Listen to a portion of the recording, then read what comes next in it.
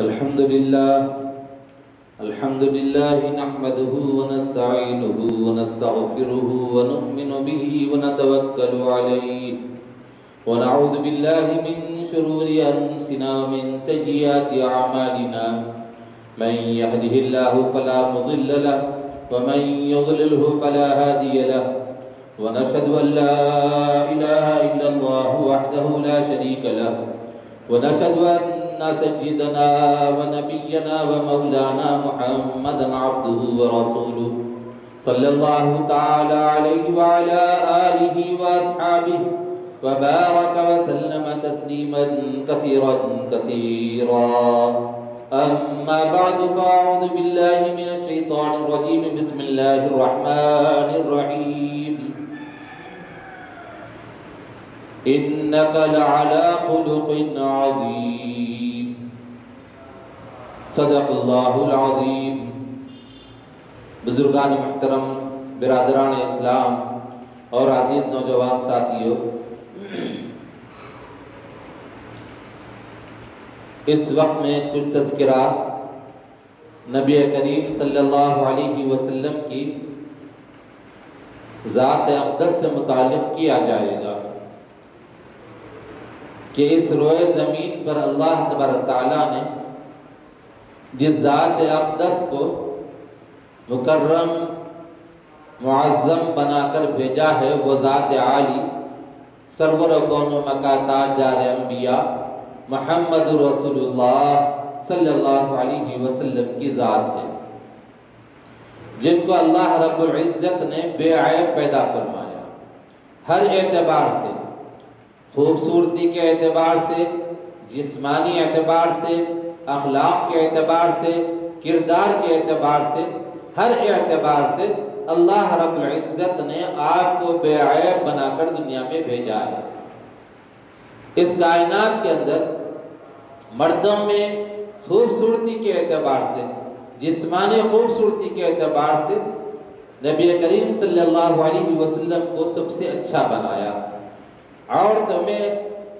اماں جان سب کی، یعنی اس کائنات میں جتنے انسان ہیں سب کی ماں حضرت حوا علیہ السلام کو بنایا، اور نبی اکرم صلی اللہ علیہ وسلم کو جس اعتبار سے خوبصورتی میں، جسمانی اعتبار سے اچھا بنایا، ہر معاملے میں آپ کو اچھا بنایا۔ آپ کے کردار کے اعتبار سے بھی آپ پر کوئی انگلی نہیں اٹھا سکتا، اور آپ کی ذات عالی بے عیب ہے، اور اللہ تبارک تعالیٰ نے آپ کو افضل بنا کر دنیا میں بھیجا، اکرم بنا کر دنیا میں بھیجا، سب سے اعلیٰ اور اشرف بنا کر دنیا میں بھیجا۔ آپ سے اچھی ذات دنیا میں کوئی نہیں آئی۔ اللہ تبارک تعالیٰ کے بعد سب سے اچھی اگر کوئی ذات عالی ہے جو بے عیب ذات ہے، وہ سرور کون و مکا تاجدار انبیاء محمد رسول اللہ صلی اللہ علیہ وسلم کی ذات عالی ہے۔ کسی شاعر نے کہا ہے کہ بعد از خدا بزرگ توی قصہ مختصر، اللہ تبارک تعالیٰ کے بعد سب سے بزرگ ترین جو ذات عالی ہے وہ سرور کون و مکا تاجدار انبیاء احمد مجتبی محمد مصطفیٰ صلی اللہ علیہ وسلم کی ذات عالی ہے۔ یہ دنیا میں بعض لوگ آپ صلی اللہ علیہ وسلم کے ذات عالی پر نعوذ باللہ کچھ کہنے کی جرات کر رہے ہیں، گویا کہ یوں سمجھیے کہ وہ چاند پر تھوکنے کی کوشش کر رہے ہیں، جب آپ تھوکیں گے تو آپ کے اوپر ہی وہ تھوک گرے گا پلٹ کر، اور وہ بےہودے اور ملعون اور منحوس لوگ جو نجس قسم کے لوگ ہیں وہ سرکار دو عالم صلی اللہ علیہ وسلم کی ذات اقدس کے بارے میں طرح طرح کی باتیں کر رہے ہیں۔ اور آپ کو معلوم ہونا چاہیے، ہر مسلمان کو، ہر انسان کو یہ بات کا علم ہونا چاہیے کہ عرب کے سرزمین میں اس وقت میں 9 سال کی عمر ہو یا 6 سال کی عمر ہو، ایسی لڑکیوں سے رشتہ کیا جاتا تھا، اور اس سے پہلے بھی ہوتا رہا، اس کے بعد بھی یہ چلتا رہا۔ ہمارے اس ملک کے ہندوستان کے اندر اس سے بھی چھوٹی چھوٹی لڑکیوں کے نکاح ہو جاتے ہیں، اور اس کو नाउज़ बिल्लाह गलत तरीके से बयान करना, ये बिल्कुल ऐसी गलत बात है कि जिसकी नकीर करे बगैर हम नहीं रह सकते, जिसकी हम जितनी भी मजम्मत करें कम है। और ऐसे लोग जो करते हैं वो सिर्फ और सिर्फ आलेकार होते हैं दूसरों के कहने पर, और अपने आप को सस्ती शोहरत के खातिर अपने आप को कुछ बड़ा बताने के खातिर करते हैं। लेकिन याद रखो, अल्लाह तबारक ताला ने जिसको इज्जत देता है उसको कोई यानी कम, उनकी इज्जत में कोई कमी नहीं ला सकता। अल्लाह तबारक ताला ने आपको वो इज्जत अता फरमाई, वो मकाम आपको अता फरमाया कि आप आनन पानन इस जमीन से आप वहां से काबतुल्लाह से लेकर आप बैतुल मुक़द्दस तक पहुंचे, और वहां से लेकर आप आसमान पर गए, दूसरे आसमान पर, तीसरे आसमान पर गए, चौथे आसमान पर, यहाँ तक कि सिदरतुल मुंतहा तक पहुंचे, और उसके बाद अर्श मुअल्ला पर गए और अल्लाह तबारक ताला से आपने मुलाकात की, जिसको अल्लाह रब्बुल इज्जत ने कुरान करीम में तज़किरा फरमाया है, सुब्हानल्लज़ी अस्रा बिअब्दिही लैलन मिनल मस्जिदिल हराम इलल मस्जिदिल अक़सा अल्लज़ी बारकना हौलहु लिनुरियहु मिन आयातिना।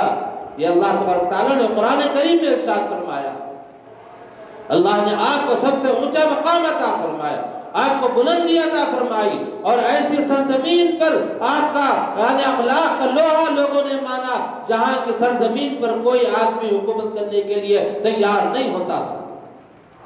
और वहां पर जितनी कमियां हो सकती थी उनके अंदर सारी कमियां पाई जाती थी, यहाँ तक कि वो लोग आपस में लड़ने के साथ साथ और नाच गाना बजाना होता था, लड़कियों को नचाया जाता था, और ऐसे माहौल में कि अगर किसी के घर में लड़की पैदा होती तो लड़की को जिंदा दरगौर किया जाता था और जिंदा दफन किया जाता था। लेकिन रसूल करीम सल्लल्लाहु अलैहि वसल्लम के आने के बाद औरतों को इज्जत मिली, और जिस घर में लड़की पैदा होती है उस घर को इज्जत की निगाह से देखा जाने लगा।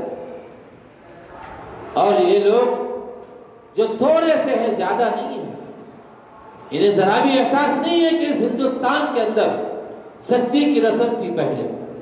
शौहर मरता तो बीवी से कहा जाता कि तू भी उसके साथ मर जा और उसके साथ आग में जल जा, ये कहकर उसको बना संवार कर सजा कर शौहर के साथ आग में जलाया जाता था। ये तो एहसान माने इस्लाम का, ये तो एहसान माने दीन मोहम्मदी का, ये तो एहसान माने सरकार दो आलम सरवर कौन मका ताजदार अंबिया मोहम्मद रसूलुल्लाह सल्लल्लाहु अलैहि वसल्लम का, कि जिनके आने के बाद औरत को इज्जत मिली। और कहा गया कि शौहर अगर मरता है तो उसको मर जाए चला जाए, लेकिन उसकी औरत को जीने का हक है, जब तक कि उसको मौत ना आए उस वक्त तक दुनिया में जिएगी, रहेगी, खाएगी, पिएगी। और उसके बाद ये कहा गया अगर बेवा है तो किसी और से शादी करके अच्छी जिंदगी गुजारे। ये तो इस्लाम की देन है, इस्लाम की वजह से ये चीज मिली, और उन्हीं पे आज कीचड़ उछाला जा रहा है, उन्हीं के बारे में बुरा भला कहा जा रहा है। अरे कमबख्तों, जरा सोचो, गौर करो कि तुम्हें पता नहीं कि उनके मुखालिफिन ने भी उनके अखलाक का लोहा माना है। किरदार की वजह से लोग इस्लाम में दाखिल हुए, तलवार की नोक पर कभी भी इस्लाम नहीं फैला, अखलाक की वजह से, किरदार की वजह से इस्लाम फैला है। और उसको याद रखो, वो वाक़े को, जबकि एक आदमी दुश्मन था और फिर वो इलाके से जो इस्लाम से नफरत करता था, दूर दराज रूम के इलाके से चलता हुआ आया, और आने के बाद वहां पर जब मक्कतुल मुकर्रमा पहुंचा तो इत्तेफाक से अबू जहल से मुलाकात हुई। तो अबू जहल ने कहा कहां से आए हो? कहा कि फलां जगह से आया हूं। क्यों आए हो? मैं मोहम्मद से मिलने के लिए आया हूं। तो अबू जहल ने कहा कि तुम वहां से इस मकसद से लिए आए हो और उनसे मुलाकात ना करो, अगर तुम मुलाकात करोगे हो सकता है तुम भटक जाओ, मुलाकात ना करो, ये कहा। एक दिन चला गया, 2 दिन चला गया, तीसरे दिन उसके दिल में आया कि मैं उतनी दूर से یہ مقصد لے کر آیا ہوں، مجھے ملاقات کرنا ہے، کوئی اور مقصد نہیں۔ ان کے چرچے ہم نے سنے ہیں، لوگ ان پر فریفتہ ہوتے جاتے ہیں، لوگ ان کے نام لینے کے ساتھ ساتھ ان کے حکم کی تعمیل کرنے میں سبقت کرتے ہیں، آگے بڑھتے ہیں۔ وضو کا پانی نیچے گرنے نہیں دیتے، وضو کا پانی جب نیچے گر رہا ہوتا ہے اس پانی کو لے کر اپنے چہروں پر، اپنے بدن پر مل لیتے ہیں۔ پسینے کے اندر خوشبو ہوتی ہے جو گلاب جیسی خوشبو ہوتی ہے، تو ایسے انسان سے ہم کو ملنا چاہیے، یہ سوچ کر میں آیا ہوں۔ اور یہ کمبخت ابو جہل مجھ سے کہہ رہا ہے کہ تم ملاقات نہ کرو، تو اس نے ٹھان لیا کہ کسی بھی طریقے سے ملاقات کرنا ہے، ملاقات کرے بغیر واپس نہ جاؤں گا میں، یہ سوچ لیا اس نے۔ اور جہاں پر قیام تھا وہاں سے باہر نکلا، جیسے ہی باہر نکلا پھر ملاقات ہو گئی ابو جہل سے۔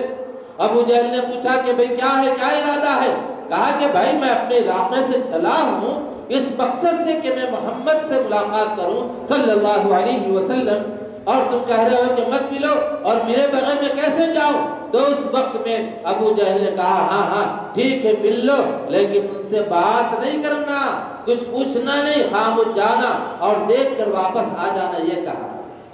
اس نے کہا یہ مجھے منظور ہے، یہ اس کے لیے میں تیار ہوں۔ چنانچہ وہ شخص گیا ملاقات کے لیے، جیسے ہی پہنچنے کے بعد وہاں پر دیکھا نبی کریم صلی اللہ علیہ وسلم وہاں پر جلوہ فروز ہے، آپ کا چہرہ چمک رہا ہے، ذرا 14ویں رات کی چاندنی کی طرح، چاند کی طرح آپ کا چہرہ چمک رہا ہے۔ سارے صحابہ ٹکٹکی باندھے آپ کے چہرے انور کو دیکھ رہے ہیں، اور سارے صحابہ جب حضور کی نظر پڑتی ہے تو اپنے نظریں نیچی کر لیتے ہیں، جب حضور دوسری طرف دیکھتے ہیں ٹکٹکی باندھے سرور کون و مکہ کو دیکھتے ہیں۔ جب یہ منظر اس نے دیکھا اور دیکھا کہ اتنا خوبصورت چہرہ جو کبھی زندگی میں دیکھا نہیں، دیکھنا تو دور کی بات، کبھی سوچا بھی نہیں کہ اتنا خوبصورت چہرہ ہو سکتا ہے۔ حسان ابن ثابت نے کہا ہے کہ خلقت مبرئا من کل عیب، کہ آپ سارے عیبوں سے پاک پیدا کیے گئے۔ اور اسی شاعر نے کہا ہے کسی ماں نے ایسے خوبصورت بچے کو نہیں جانا، اور پھر یہ شاعر کہتا ہے